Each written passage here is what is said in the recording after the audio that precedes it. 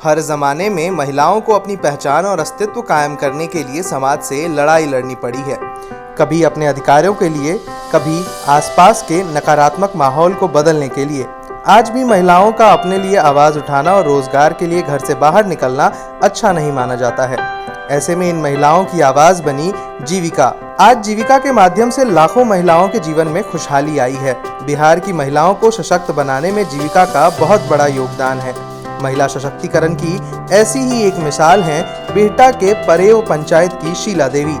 आइए जानते हैं इन्होंने इन तमाम चुनौतियों से लड़कर कैसे समाज में एक मुकाम हासिल किया है। मेरे घर की आर्थिक स्थिति बहुत खराब थी। मेरे पति जो थे थोड़ा पीते थे और लेबर का काम करते थे और वो आधा से ज़्यादा पैसा पी जाते थे, तो घर चलाना बहुत मुश्किल हो रहा था। तो हमारे डिस्ट्रिक्ट से देवेश सर आए थे, शायद नॉन फॉर्म मैनेजर थे उस वक्त। हम लोगों को 2-3 बार सर बुलाएं, बैठाएं कि कौन कौन सी ऐसी महिला है जो काम करना चाहती हैं रेगुलर।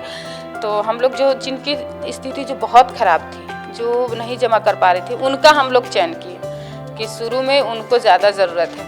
तो वो दीदी मिलकर हम लोग सर बताएं कि आप कौन सा काम अच्छा कर सकती हैं। तो हम लोग बताएं कि सर मसाला सत्तू। तो सर बोले कि ठीक है, तो सत्तू से ही शुरू करते हैं। तो ये जो आप घर के लिए करती हैं उसको बिजनेस बना लीजिए, और बिजनेस बनाने के लिए क्या क्या करना होगा वो हम लोग बताएंगे। तो उनके मार्गदर्शन में हम लोग ये सत्तू का काम शुरू किए, क्योंकि हम लोग इसका लैब टेस्ट भी बाद में करवाए थे। तो बोले कि मशीन वाले सत्तू की अपेक्षा इसमें फाइबर और मिनरल्स बहुत भरपूर मात्रा में होती है। तब हम लोग शुरू में तो जाता 4-5 दीदी का घर में था, लेकर एक जगह कर लिए। सर बोले कि जो भी काम करना होगा एक जगह करना होगा। सरस मेला लगाए मैम, और वहाँ पे हम लोग कभी सोचे नहीं थे कि इतना सेल होगा, इतना डिमांड है हमारे सत्तू का।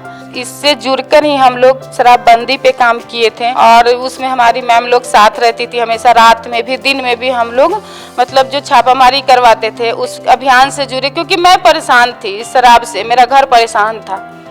और उस वक्त से ही मेरे हस्बैंड शराब पीना छोड़ दिए, क्योंकि उनको लगा कि अगर ये सबको ये कर सकती है तो मुझे भी नहीं छोड़ेगी। हम बोले कि जो नियम है सो है, हमारे जीविका में नियम है, हम जो भी कानून है उसका हम पालन करेंगे, चाहे वो मेरे पति हो, बेटा हो, जो गलत है सो है। तो डर से छोड़ दिए कि मुझे भी अरेस्ट करवा देगी, नहीं छोड़ेगी। तो उस समय से वो पीना छोड़ दिए, तो अभी तक नहीं पीते हैं।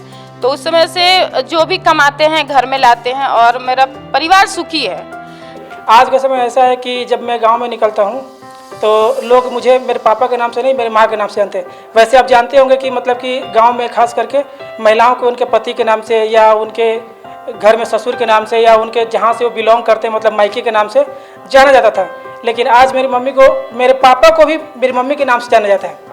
समाज में बदलाव आ रहा है, तो एक तरह से आइडियल है सबके लिए। जाता सत्तू के उत्पादन को चुनकर शीला देवी ने जीविका के माध्यम से एक नई शुरुआत की है। इस प्रयास से आसपास की दीदियों को भी रोजगार प्राप्त हुआ है और उनके जीवन में भी खुशहाली आई है। शीला दीदी बताई कि नए समूह में आप लोग जुड़ जाइए। फिर जब यहाँ पीजी बना तो हम लोग पीजी में जुड़ गए, और जुड़ने के बाद में पीजी में हम अपना काम करना शुरू कर दिए। इससे यहाँ भी मुनाफा हमारा होना शुरू हो गया। धीरे धीरे हमारे पारिवारिक स्थिति में बहुत बदलाव आते गया, और अभी हमारी बच्ची लोग भी अच्छी पढ़ाई कर रही है। तो पीजी जितना हम लोग को आगे बढ़ाएगा उतना ही ज़्यादा अच्छा रहेगा। हम लोग सोच रहे हैं कि मैम इसको और आगे बढ़ाया जाए, ताकि और लोग को रोजगार मिले इसमें। आज बिहार के जाता सत्तू की मांग केवल प्रदेश में ही नहीं बल्कि देश विदेशों में भी खूब मांग है। माननीय मुख्यमंत्री नीतीश कुमार की महत्वाकांक्षी परियोजना जीविका से जुड़कर जहां एक ओर बिहार की लाखों महिलाओं के जीवन में नया आयाम मिला है, वहीं प्रदेश के विभिन्न उत्पादों को विदेश तक पहचान एवं पहुंच भी मिली है।